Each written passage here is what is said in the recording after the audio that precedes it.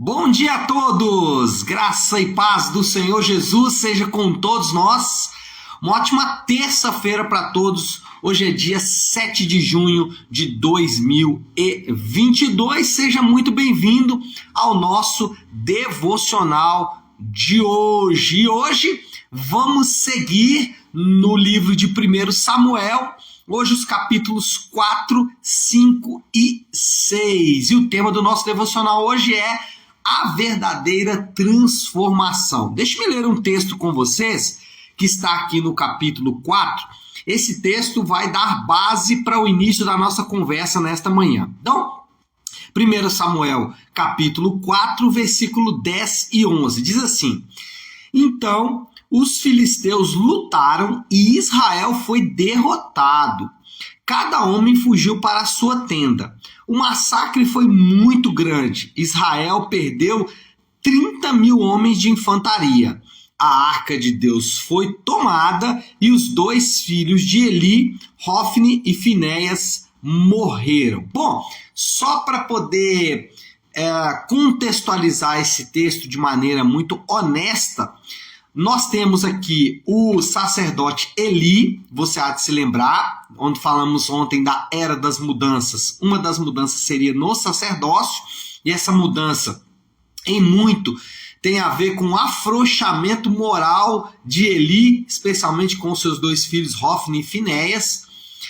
Nós temos aqui também Israel sendo derrotado em uma guerra contra os filisteus. Nesse momento aqui, os filisteus eram os principais adversários de Israel. Os filisteus, só para você situar geograficamente, pertenciam ali onde hoje nós chamamos de faixa de Gaza.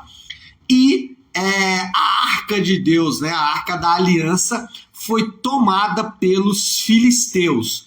Mas não só isso. Depois dessa arca ter sido tomada, os filisteus começaram a enfrentar sérios problemas por causa da arca. A Bíblia vai dizer de tumores e de pragas entre os filisteus.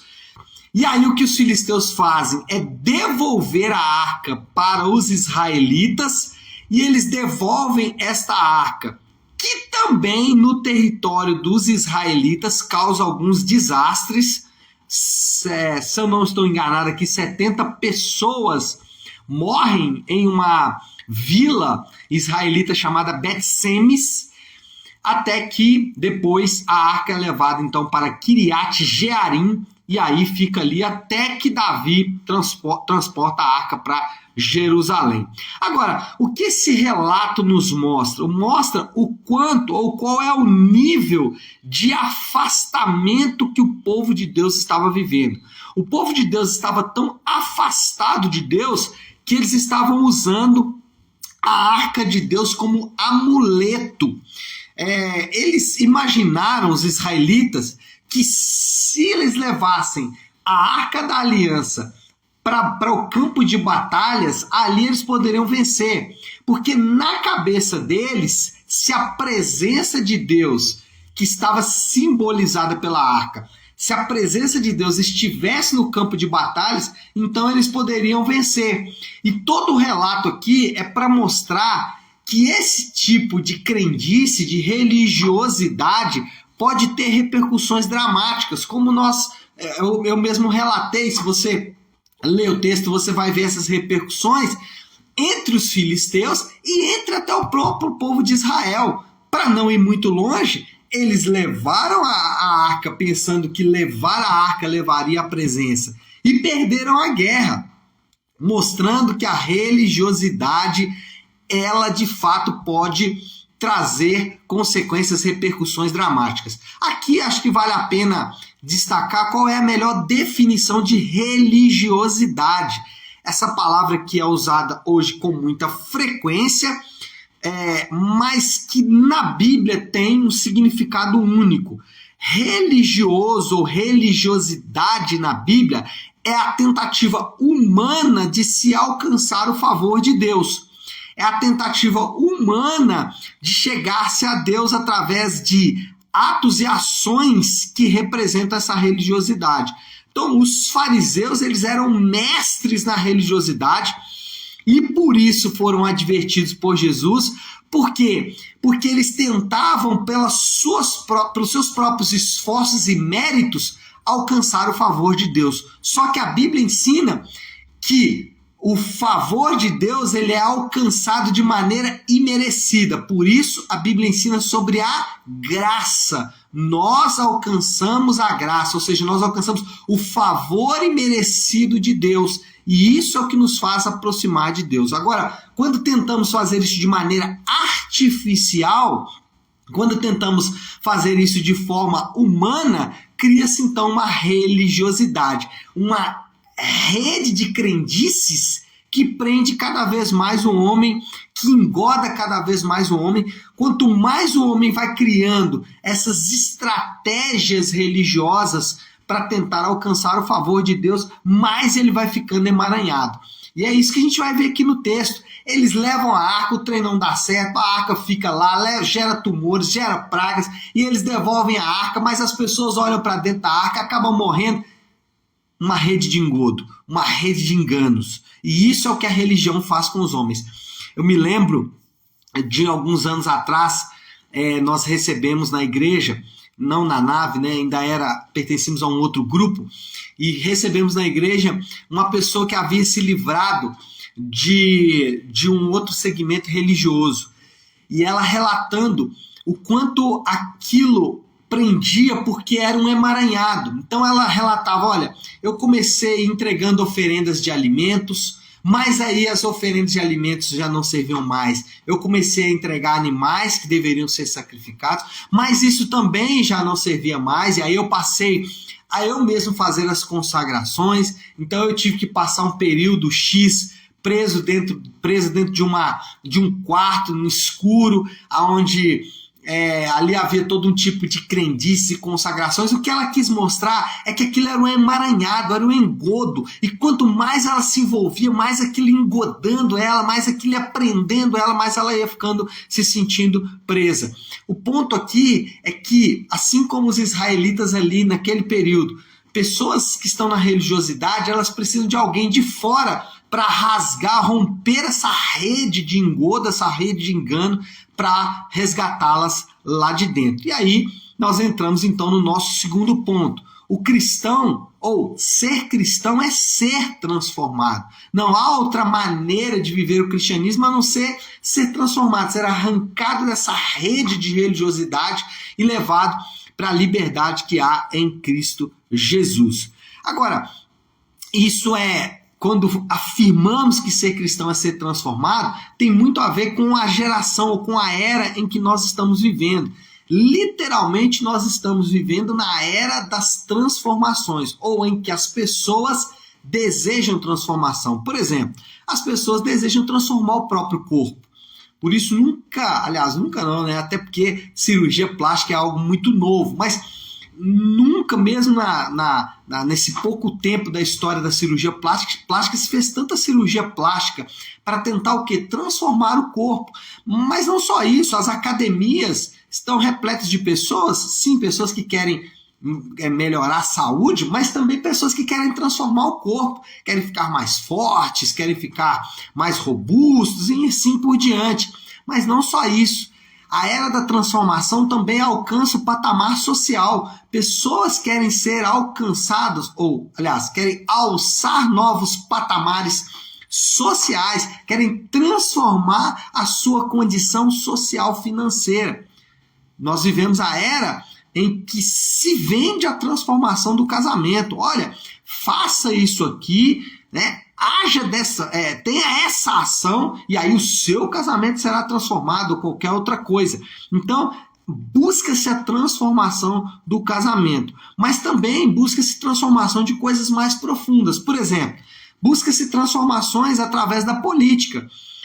Hoje se vende na política, até alguns anos atrás, os políticos, eles vendiam o quê? Obras, né?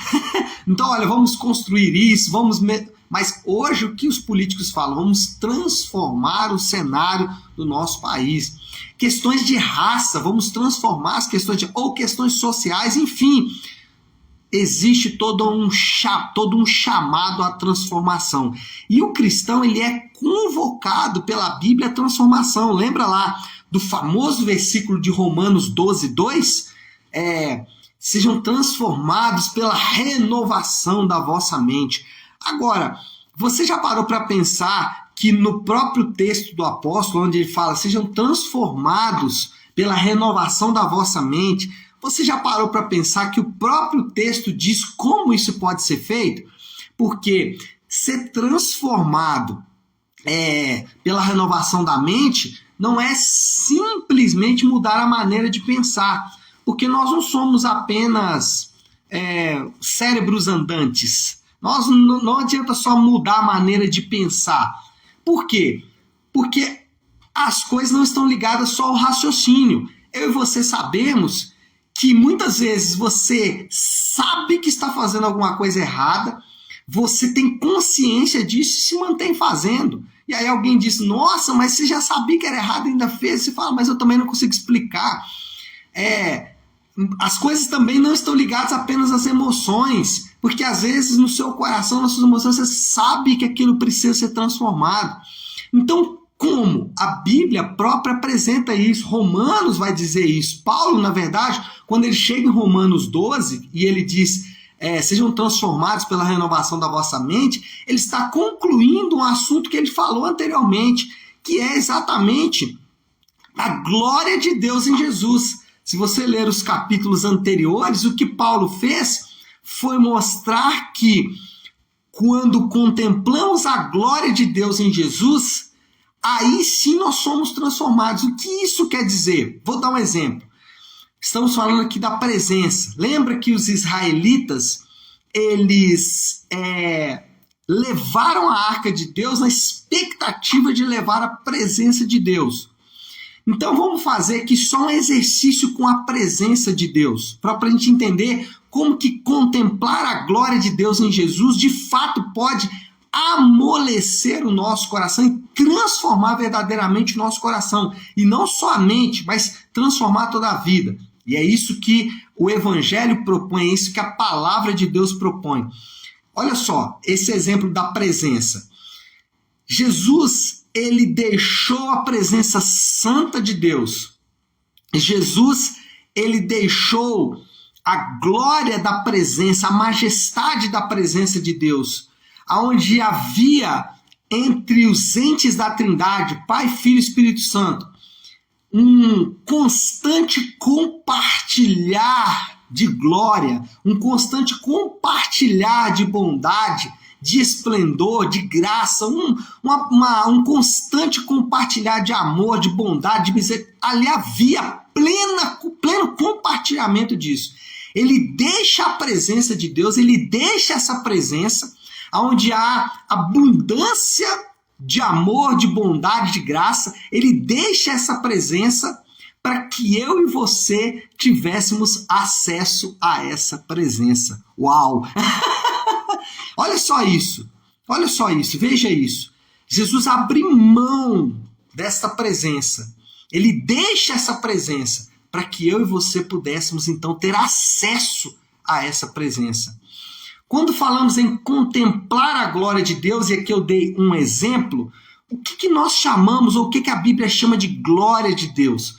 Nós podemos dizer que a glória de Deus são todos os atributos de Deus reunidos. Então é a bondade, é a misericórdia, é a verdade, é a justiça de Deus, é o amor de Deus reunidos em um só lugar. Então quando você contempla o amor de Deus, isso transforma o seu coração. Essa é a verdadeira motivação que você deve ter. Porque se a nossa motivação for simplesmente, se os nossos desejos forem simplesmente transformar a nossa própria vida, nós vamos bater em uma parede de inalcançabilidade. Não, nós vamos bater numa parede... nós não vamos conseguir. Nós vamos bater numa parede de impossibilidade. Lembrei a palavra. Se tentarmos ser transformados apenas pela transformação, vamos bater numa parede de impossibilidade. Mas quando nós somos transformados ao contemplar o que Jesus fez por nós, aí sim a nossa mente e o nosso coração são verdadeiramente transformados. Bom, eu preciso finalizar por causa do tempo. Qual é a moral da história? O que nós aprendemos com tudo isso? Somente quando deixamos as velhas práticas religiosas. Lembra que eu defini religião como a tentativa humana de alcançar o favor de Deus. Somente quando abandonamos essas práticas é que somos verdadeiramente transformados. E de que maneira podemos abandonar essas práticas? Contemplando a glória de Deus. E aí, nós podemos finalizar com uma última aplicação. Qual é a aplicação? O desafio do Léo aí desta terça-feira. A verdade de que estamos na presença de Deus deveria causar transformação em nosso coração. Então, qual é a aplicação hoje? Não se esqueça em nenhum momento do seu dia que você está na presença de Deus. E a presença de Deus, estar na presença de Deus, contemplar a glória de Deus, contemplar o amor de Deus, a misericórdia de Deus, a bondade de Deus, isso de fato transforma o nosso coração.